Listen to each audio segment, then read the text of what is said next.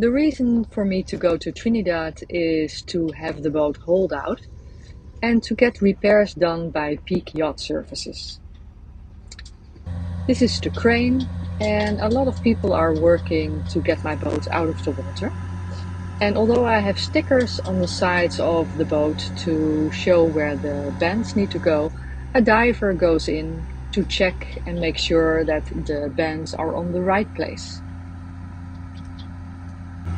When the boat is hauled out, there is a team of people working on the boat, and this is the reason for the haul out, the scratch in the seal. As you can see, the boat's also white on the side, and maybe because of the salt water and the sun, so I need to take care of that as well. And I brought some Grinde products to make the hull dark green again.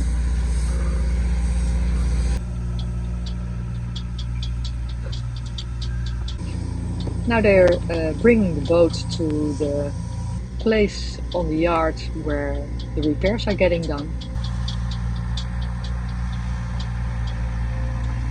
They secure the keel and also put the stanchions on. I will have the rudder epoxied because of some blisters. And these are the preparations for sanding and priming everything. So they primed the new waterline.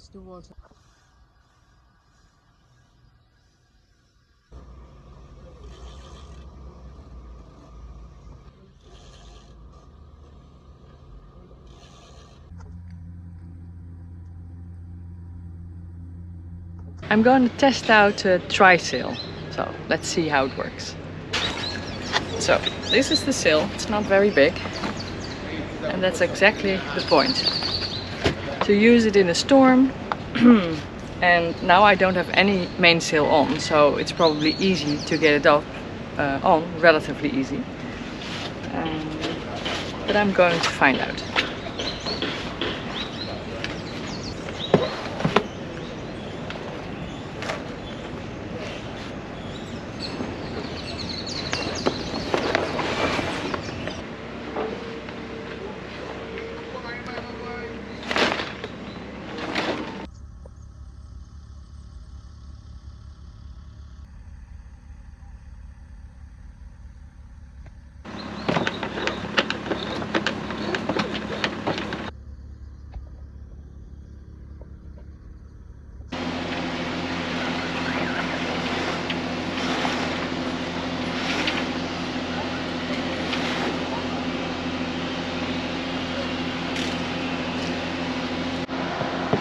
I happily fixed both of the storm sails, so the storm jib and the mainsail. So yeah, I think I'm good to go.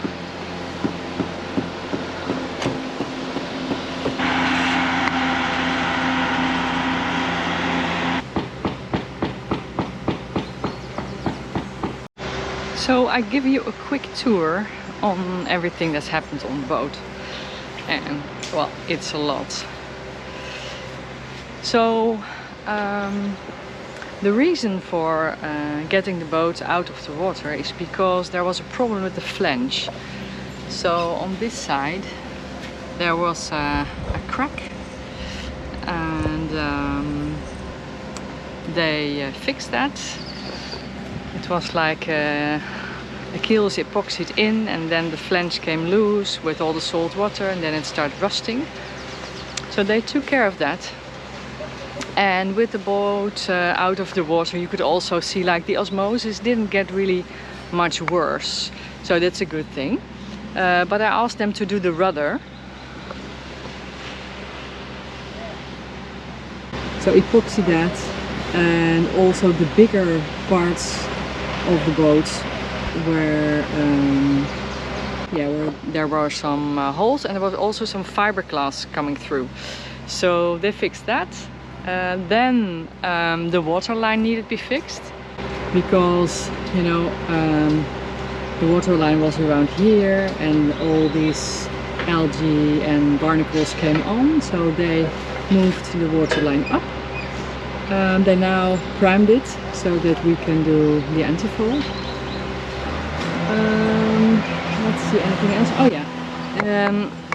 And what I noticed very quickly was that the anode had come off the prop, which was, of course, is bad, because without an anode you like burn your engine down. So now they made here a temporary anode. Normally it's in here, but they don't have that kind of anode here, so I ordered that in the Netherlands. So my son is taking that with him to Grenada. Then I had some issues with the wind vane. So here you can see the wind vane, and the part with the screws were going down, and yeah, where the screws are on, it was bent a little bit. So we bent it back and put the screws on top again. Well, that's of course very important to have my wind vane very good. Then the other thing is that the wind speed meter had come off. So that's the part which is indicating how much wind there is and what kind of direction it's from. So you can see that on top, the little part which is running. And that was a difficult thing to do, because they took off the Windex first, had it tested, seemed to be perfectly fine. Then they took out the cable, and there was a cable bridge because the Windex was going sideways to the mast. So they fixed that as well, which is a very major thing. Going inside, they put a new exhaust elbow on the inside of the engine, cleaned out the old one, so I have that as a spare.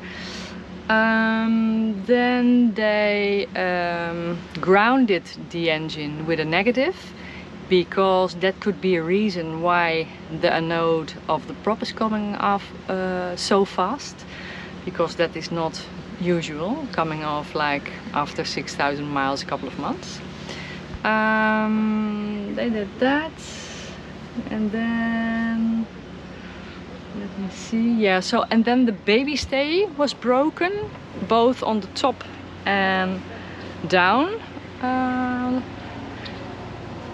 On this side, so normally here is the baby stay, it goes in and then up to like midway of the mast. So that's going to be repaired. And then I had this other issue which came up now and again, and that's, I have this new rail. It's the Genoa rail, and then this block, when I think wind is coming, it just blew off, and now they're gonna like pop nail it in, get some plastic to fix it so that it won't get off. And that's of course important, for example, when I'm heaving to, that I can have my sail like to the side. So that's that. Anything else? Probably lots of things, but these were like the things I can come up with now. Oh yeah, and there was a motor anode, a small anode inside of the motor, which was gone as well. So I got some spare ones of those.